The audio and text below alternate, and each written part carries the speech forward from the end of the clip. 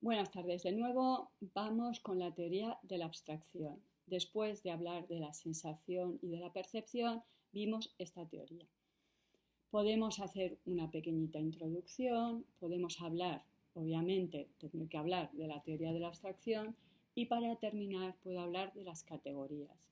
Os recuerdo que las categorías son los conceptos más abstractos de todos, por lo tanto, tiene obviamente relación con la teoría de la abstracción. Empezamos. Uy, curioso. Me ha empezado por el tercero. Vale, bien, pero ahora es amable y me pone el primero. Bien, podemos empezar diciendo que la teoría de la abstracción viene a explicarnos la formación de los conceptos. Hemos visto que para que haya conocimiento se requiere un estímulo, se requiere una sensación, una impresión, como hemos visto algunos filósofos lo llaman una impresión, pero también se requiere un concepto. Entonces, esta teoría, la teoría de la abstracción, viene a explicar cómo formamos los seres humanos los conceptos. A continuación puedo definir qué es un concepto. Ya hemos visto que es sinónimo de idea. Solemos preferir concepto a idea porque idea es un término muy cargado de significación en filosofía, pero es un sinónimo.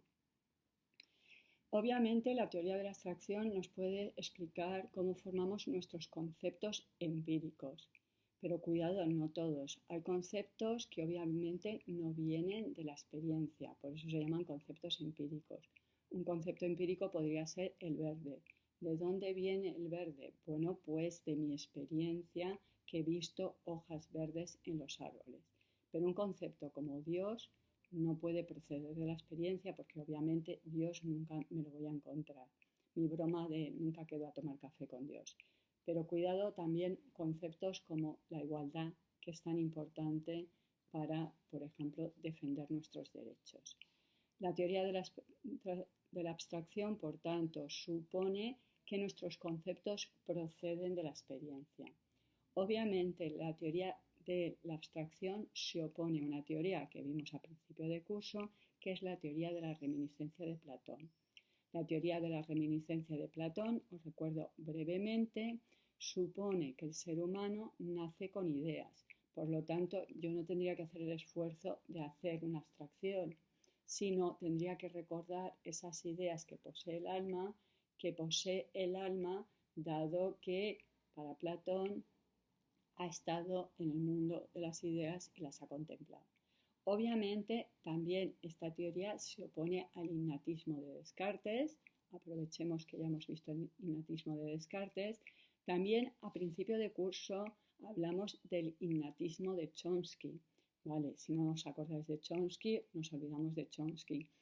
A ver, os comenté Chomsky para que viéramos que el innatismo era una teoría que nos puede extrañar, esto de considerar que el ser humano nace con ideas o con principios o con estructuras, pero incluso un lingüista contemporáneo que se estudia en las universidades sigue sosteniendo el innatismo. ¡Hala! Ha salido todo. Vale, ¿qué es la teoría de la abstracción? Bueno, pues ya vimos que la teoría de la abstracción supone el paso de lo singular a lo universal. Las sensaciones siempre son singulares. En cambio, los conceptos que permite la abstracción son universales. Podemos decirlo de otra forma, la abstracción nos permite pasar de lo concreto, lo que veo, lo que toco, lo que huelo, a lo abstracto, ¿de acuerdo? Los conceptos, por lo tanto, son universales y abstractos, las sensaciones son concretas y singulares. Vimos un texto de Kant donde se explica cómo es el proceso de abstracción. Según Kant, es un proceso de comparación. ¿Os acordáis? El árbol era el concepto que se va a formar a partir de mi experiencia de un álamo, un olmo, un olivo. A partir de esos tres árboles yo comparo, veo lo que tienen en común y descarto, porque la abstracción es separar, separo aquello que tienen diferente. Pero también vimos un texto de Condillac donde nos hablaba que la abstracción era un proceso de generalización. El niño pequeño aprende una noción, una palabra, y aplica esa palabra a una generalidad. Incluso nos dice Condillac, de vez en cuando va demasiado lejos, de vez en cuando generaliza excesivamente. Estas dos explicaciones nos vienen a explicar dos rasgos del concepto, la comprensión y la extensión. La comprensión sería las notas, lo que es la definición del concepto, mientras que la extensión o denotación es a cuántos individuos yo puedo señalar con este concepto. Ya vimos que a mayor comprensión, menor extensión, y a mayor extensión, menor comprensión. Cuanto más definido es un concepto, a menos individuos lo puedo calificar. Si el concepto es extremadamente abstracto, a más individuos. Y ya vimos que el concepto que tiene mayor extensión es justamente el ser, y ya vimos que esa fue una razón para que los filósofos desde la antigüedad eligieran justamente este concepto como el concepto más importante de la filosofía. Las dos explicaciones, la de Kant y la de Condillac, nos permiten también ver dos procesos. Uno sería cómo se forma un concepto y el otro es cómo aprendemos un concepto. Obviamente, los conceptos que utilizamos, que nos permiten comunicarnos, que nos permiten pensar, normalmente no los hemos formado nosotros, normalmente han sido conceptos que hemos aprendido, pero a cualquiera le puede entrar la inquietud, la pregunta de dónde se originan, cómo se originó por primera vez el concepto.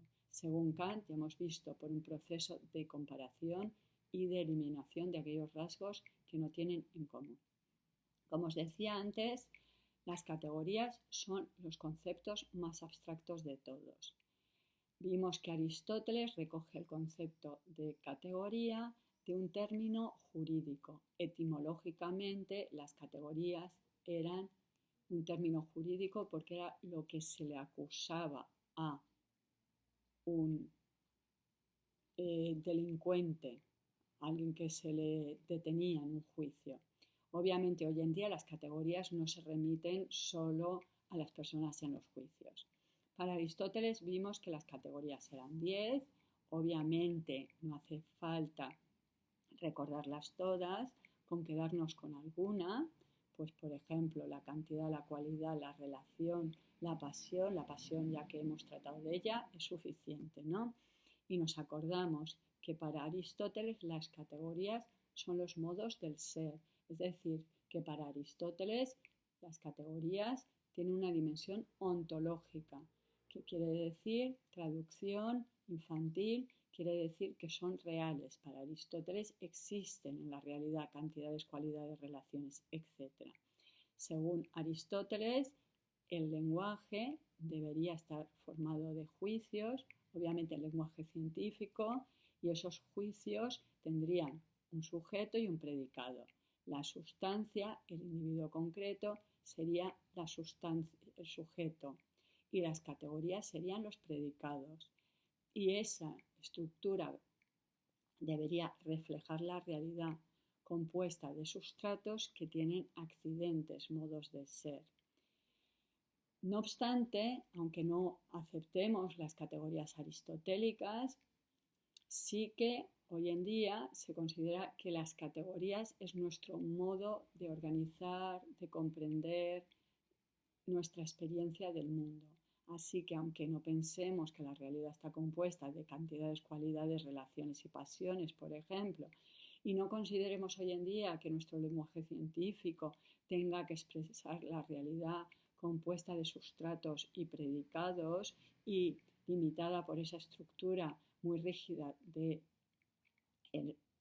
juicio, sí que consideramos que las categorías son importantes para entender nuestro mundo y para ordenar nuestra mente.